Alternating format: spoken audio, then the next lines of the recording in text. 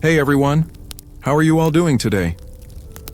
Tonight, we're venturing back thousands of years into the golden sands and fertile valleys of ancient Egypt, a civilization that has fascinated the world for centuries. When we think of Egypt, we often picture pyramids rising against the desert sky, the Sphinx watching silently over the Nile, or the dazzling treasures of Tutankhamun's tomb. We imagine powerful pharaohs, intricate hieroglyphs, and gods who ruled over every aspect of life and death. But beneath this glittering image lies a side of Egyptian life that is rarely told, one that reveals a people not only building empires, but also experimenting with mind, body, and spirit in ways we might not expect. The Egyptians were masters of duality. They built monuments meant to last forever, yet lived in a world where the Nile's floods dictated each season. They developed complex systems of law, medicine, and religion, but they also sought escape, moments of transcendence that lifted them beyond the grind of survival. And one of the ways they sought this escape was through substances that altered the mind. Yes, the same people who engineered colossal temples and wrote prayers for eternity also turned to plants, potions, and rituals that pushed the boundaries of consciousness. To them, this wasn't recreational in the modern sense. It was spiritual, medicinal, and sometimes deeply social. The use of these substances was woven into the fabric of religion, healing, and even daily gatherings. From beer brewed in clay jars to more mysterious herbs and resins, the Egyptians understood that altering perception could bring them closer to the gods, or at least provide relief from the crushing heat and toil of life along the Nile. This lesser-known story of Egypt doesn't erase the grandeur of pyramids or the brilliance of their art and science. Instead, it adds depth. It shows us that the people who carved obelisks and charted the stars were also human, curious, daring, and willing to explore altered states of mind long before modern science gave those states a name. So tonight we peel back the veil of history, not just to marvel at their monuments, but to understand their hidden experiments with ecstasy, healing, and transcendence. Because to truly know the Egyptians, we must see them not only as builders of stone, but as seekers of the beyond. If there was one drink that defined ancient Egypt, it wasn't wine or exotic potions, it was beer. Brewed from barley, thick, cloudy, and far from what we'd recognize today, beer was the daily fuel of the Nile Valley. Workers building temples and pyramids were often paid in loaves of bread and jugs of beer, making it not just a beverage, but a form of currency. It was food, drink, and reward all at once. But this was no weak brew. Egyptian beer carried a punch, enough to leave drinkers stumbling, singing, or even collapsing after a long feast. Festivals dedicated to gods like Hathor, the goddess of love and joy, often revolved around drinking until revelers lost themselves in ecstasy. To the Egyptians, intoxication wasn't shameful, it was divine. They believed that through drinking, they could cross the boundary between the human and the sacred, touching the energy of the gods themselves. Wine, though less common, was another path to altered states. It flowed more abundantly among the wealthy and the priestly class, imported from distant vineyards and flavored with herbs, honey, or pomegranate juice. In temple rituals, wine wasn't just for pleasure. It was an offering, a sacred liquid poured out for the gods or consumed in ceremonies meant to bridge the gap between earth and heaven. These drinks weren't simply about numbing hardship, though they surely helped after back-breaking labor in the fields or quarries. They carried layers of meaning, social, religious, and personal. To share beer or wine was to bond with family, friends, and community. To drink in the temple was to honor the gods. And to push beyond moderation was, at times, to seek a glimpse of another world. In the bubbling jars of beer and the sweet red pools of wine, the Egyptians found more than refreshment. They found a doorway, however brief, to joy, connection, and transcendence. Beyond beer and wine, the Egyptians turned to a whole world of plants and resins, substances that blurred the line between medicine, magic, and mind-altering experience. To them, nature was a pharmacy and a temple, offering remedies for the body and pathways for the soul. One of the most intriguing was the mandrake. With its strange, human-shaped roots and potent properties, it became a plant of mystery and power. Crushed into potions, mixed into wine, or burned in incense, Mandrake was thought to bring not only healing, but also visions, fertility, and a sense of euphoria. Ancient texts even describe it as an aphrodisiac, a plant that loosened the mind and body alike. Then there was opium, likely imported from the Mediterranean world. Though not native to the Nile, traces of its use have been suggested in rituals and burials, where poppy-shaped artifacts and residues point to its role as a substance that dulled pain and perhaps opened doors to altered states. For the sick, it eased suffering. For priests or shamans, it may have offered glimpses beyond the veil of ordinary perception. Incense, too, carried more than fragrance. Frankincense, myrrh, and other imported resins filled temples with smoke so thick it blurred the lines between this world and the next. Breathing it in was not just a sensory experience, it was a spiritual one. The rising smoke symbolized prayers lifting to the heavens, while the resins themselves were believed to purify the mind and body, creating a state of closeness to the divine. These substances were not taken lightly. They were costly, sacred, and often reserved for moments of ritual significance. But their power was undeniable. Whether easing pain, heightening desire, or stirring visions, they connected Egyptians to forces beyond themselves. In the dim glow of oil lamps, with chants echoing off temple walls, a sip of potion or a breath of sacred smoke could transform the ordinary into the divine. For the Egyptians, medicine was never just about the body. It was about the whole being. Illness could be caused by a wound, yes, but it could also come from spirits, curses, or the displeasure of the gods. To heal, therefore, required more than herbs and bandages.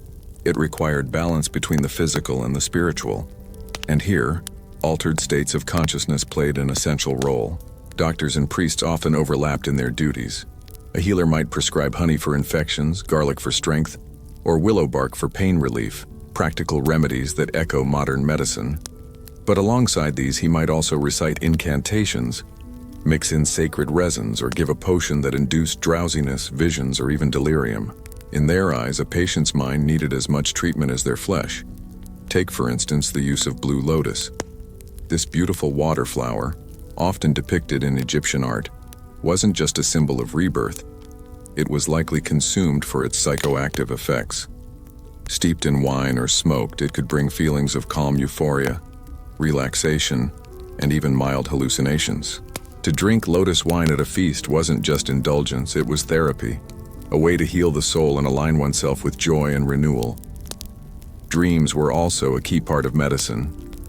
Certain potions made from plants like mandrake or poppy were believed to open the mind to messages from the gods during sleep.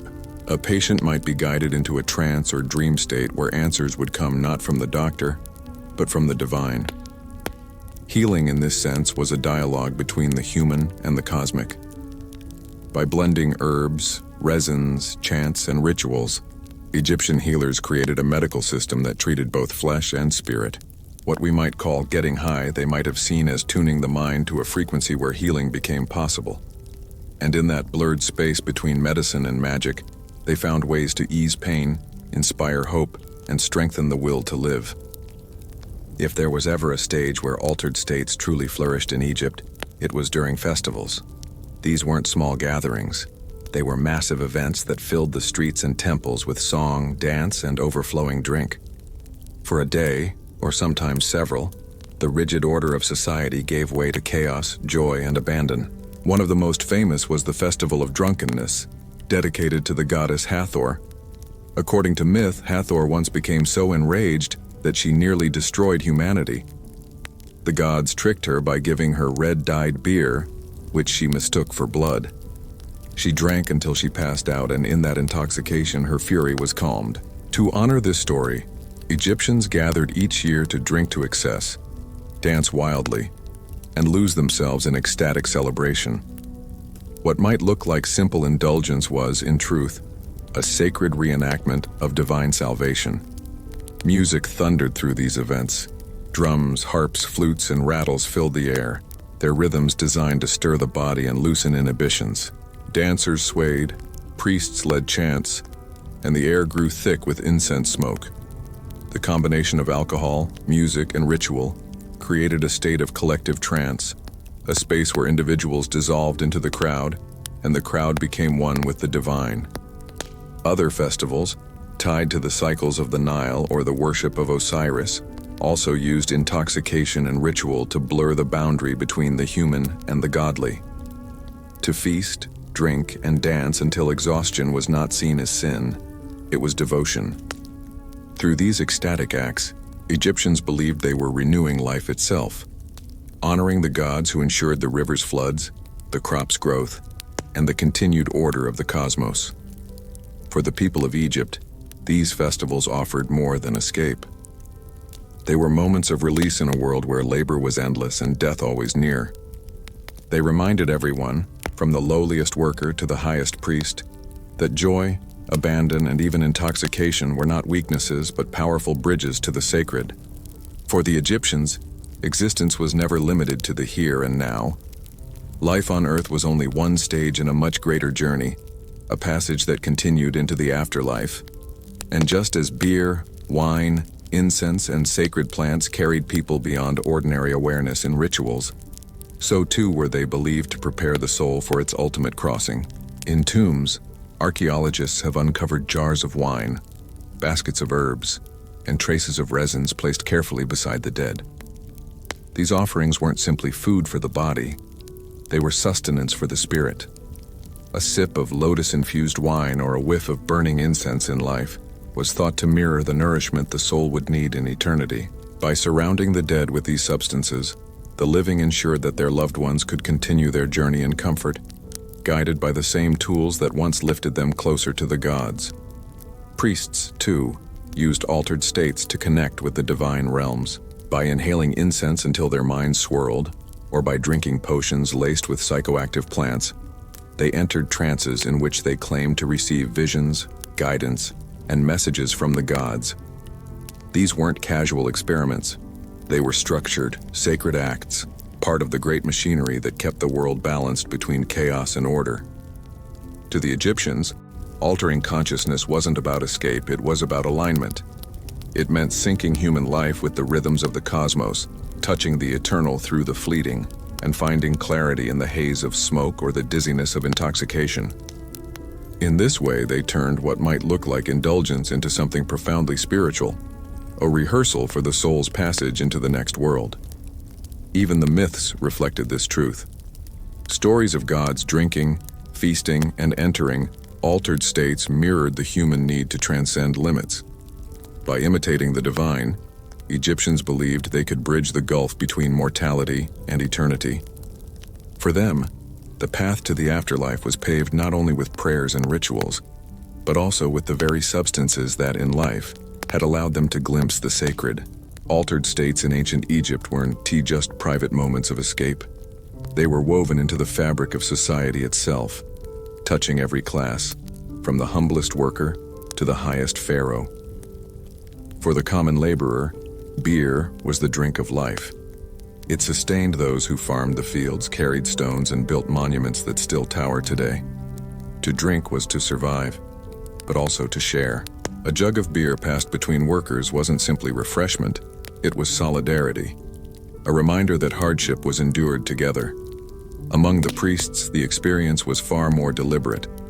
For them, substances like incense and sacred plants weren't indulgence, but tools of ritual.